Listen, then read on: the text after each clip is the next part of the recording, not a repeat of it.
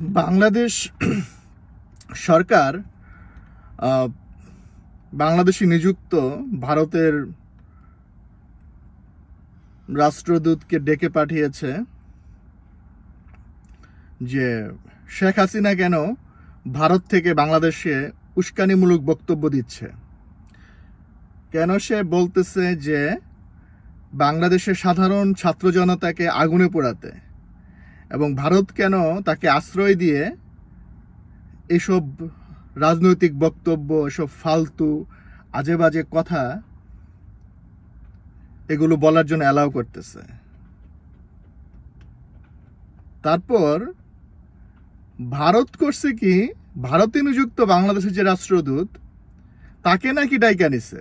কেন রে, তোরা কেন ডেকে নিবি?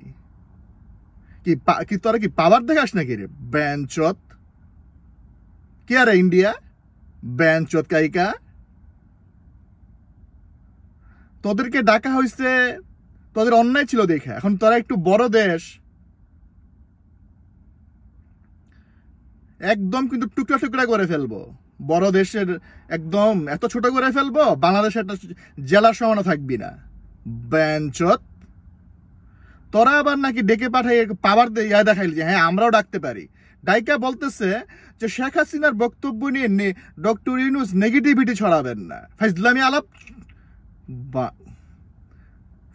আলাপ দোচাও, নেগেটিভিটি কি ছড়াতো?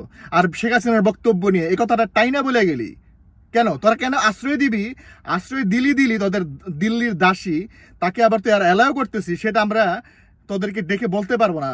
এর আগেও আরেকবার তোরা কিন্তু ফাইজলামি করছিলি, তারপরে ডাকা হয়েছিল, তারপর তোরা আবার দেখানোর জন্য হেডম দেখাস নাকি বেশি বাঞ্চত।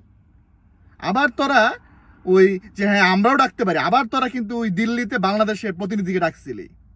বেয়াদব দেশ, ফাইজলামি কিন্তু বাদ দে। আর আমি বলবো ডক্টর ইউনূস স্যারকে যে আরো শক্তিশালী হইতে। আর বাংলাদেশে যারা আছে, আমি ওদিন ডক্টর কনক সরোয়ার ভাইয়ের শোতে, ডক্টর কনক সরোয়ার ভাইয়ের শোতে শফিকুল আলমের কথা শুনতেছিলাম, ওনার কথাবার্তা এত দুর্বল কি! এটা তো আপনারা তো এটা কোনো রাজনৈতিক দল না, আপনারা এত দলের বিয়া দেখান, বিএনপির সমর্থন লাগবে, এই লাগবে, ওই লাগবে। আপনারা কি রাজনীতি, আপনাকে ভোটের মাধ্যমে আসছেন? আপনারা বিপ্লবী সিদ্ধান্ত গ্রহণ করতে হবে। হ্যাঁ, আজকে আপনারা বলছেন অপারেশন ডিয়ার হান্ট, এতদিনে করতেছেন, এগুলি করা দরকার ছিল আগে। একদম প্রশাসন থেকে সমস্ত ইন্ডিয়ার দালাল, আওয়ামী লীগের দালাল একবারে, দেখেন নাই তুরস্কে কি হয়েছে, দেখেন নাই সিরিয়াতে কি হয়েছে, 5 লাখ মানুষকে একবারে বাদ দিয়ে দিতে হবে। সবার সমর্থন এগুলা কি বালের আলাপ করেন নাকি আপনারা? সব বালের আলাপ ছাড়েন আর বুঝতে চেষ্টা করেন। দেশ কিন্তু সব সময় কুত্তা দেশ, ইন্ডিয়ার কুত্তা লীগ কিন্তু একদম ইয়া হয়ে আছে। এত মিষ্টি কথাতে দেশ চলবে না। আপনাদের একটা কিছু বড় কিছু ঘটতে হয়, তারপরে আপনারা একটু টনক নড়ে। এইসব আলতমি বাদ দেন। আর কেন বাংলাদেশের ওই রাষ্ট্রদূতকে আবার ইন্ডিয়া ডাকা হইলো, এর বিরুদ্ধে আপনারা আবার ডাকেন। একদম স্টপ। শেখ হাসিনার ওই শেখের বাড়ি যেদিন পুরানো হইলো, এই শেখ হাসিনার পরের দিন আবার সে বক্তব্য দিতেছে। কেন? তার বাড়ি পুরানো অর্থ কি? সে বক্তব্য দিতেই পারবে না?